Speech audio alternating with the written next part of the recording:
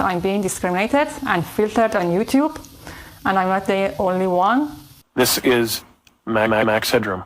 One of her most well-known videos here is one where she is wearing a revealing purple dress. Don't believe what you see is a message appearing in the video screen. Hello, I'm Siren, and I'm a digital human.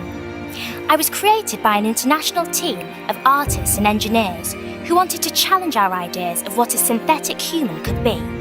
We're on the GDC show floor, and one of the first things we're seeing is a digital human. Say hello to Siren. And if you go and check my videos, you see that my new videos hardly get views.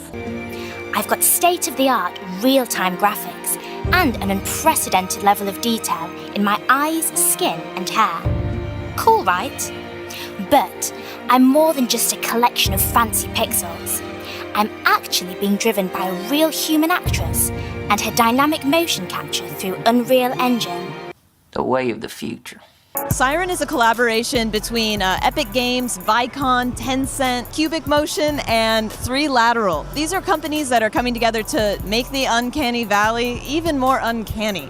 So what these teams have done is created a way for an actress's performance to be superimposed digitally onto someone else's face, basically, and it looks like the real person talking. So this technology reads the actress's face as she's performing, and it superimposes it. It just transfers it directly to a digital character who acts like her and does not look like her. It's really kind of creepy, but also really, really impressive.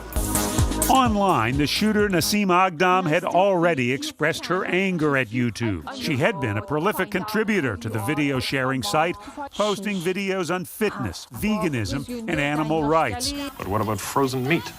Is that as fresh as the moment the cow went? According to relatives, Aghdam came from Iran as a refugee more than 2 decades ago. But there's also a bunch of other uses for this kind of technology. Movies, advertising, TV. This is something that can even be used in the fake news realm to make people look like they're saying things that they never actually said. So that's something to keep an eye on in the future. The way of the future. Police say Aghdam had a 9mm semi-automatic handgun that was registered in her name. She visited a shooting range yesterday morning before going to YouTube. Police said the shooter wounded 3 people in YouTube's open courtyard and then killed herself. Investigators covered her body with a yellow tarp. When it comes to freedom of speech, do you think that Iran is better than USA or USA is better than Iran? Is there any suggestion of terrorism involved in this at all? Well, we know that she was upset with YouTube, and we've determined that right now that's the motivation that we've identified. And of course, everywhere in the world to them is just a theater of operations.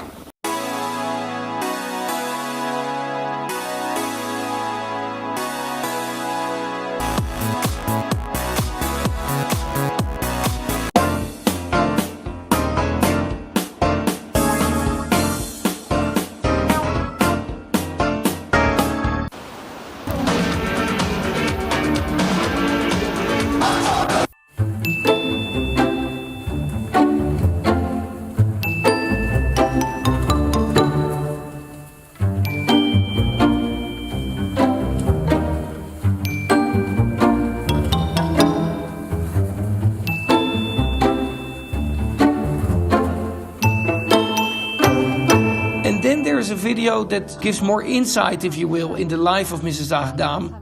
She had fled her native Iran decades ago. In that video, she explains that even though she was a member of the Baha'i faith, which is a persecuted faith in Iran, she doesn't really like life in the United States. As for motive, San Bruno police say Aghdam was likely targeting YouTube because she was angry over those restrictions on the videos she posted. It is believed that the suspect was upset with policies and practices of YouTube. Forensic investigators are combing through her website and social media accounts for more clues. Online, she ranted against YouTube for how they treated her. There's more, because you are going to see it as well. Yes, it. Yes, it. Her family tells us 38-year-old Nasim Aghdam came to the United States when she was 18 as a refugee from Iran. They say she was an animal rights activist and vegan. Her YouTube videos show her passion for exercise and activism. She was known as Green Nasim by thousands of followers. Her family says about a year ago, Nasim became very angry when YouTube censored her videos, as Nasim herself explained online. I also enjoy a good laugh. She was also repeatedly being teased online for her comments. Many Iranian users in social media would ridicule her, would tell her that she's crazy. And in one video, she actually explains that she's doing very well and that it's actually the people who are making those comments who are mentally ill. People can be really nasty. Only the other day I heard someone say, he's nothing but a robot, covered in makeup.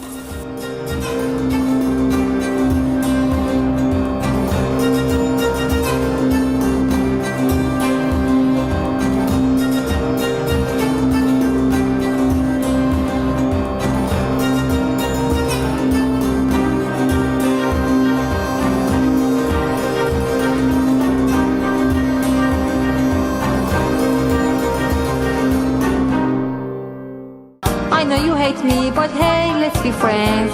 I can make meat eaters angry in a second.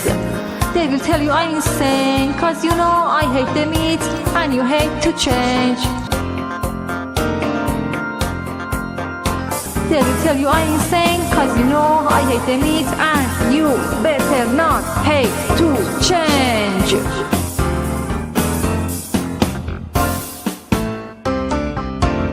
Tomorrow, and tomorrow, and tomorrow creeps in this petty pace. From day to day, to the last syllable of recorded time. And all our yesterdays have lighted fools the way to dusty death. Out! Out! Brief candle! Digital humans are an image that, audience is extremely sensitive to. Everybody is an expert in judging whether digital humans are perfect or not. And so we recognize that challenge, and instead of shooting individual shapes, we are now shooting a performance. One thing where digital humans fall flat is motion. And so what we're doing here with Andy is actually a completely different technique for capturing that motion and applying it to the rig such that you may not know that it's not Andy. Struts and frets his hour upon the stage. This is something that can even be used in the fake news realm. Digital humans, in my opinion, still don't exist. They will start existing when people from the street can look at the data and basically can't tell the difference whether it's real or not. We're hoping that this is actually going to be achieving this goal. Life's but a walking shadow. A poor player that struts and frets his hour upon the stage, and then is heard no more. It is a tale told by an idiot, full of sound and fury, signifying nothing.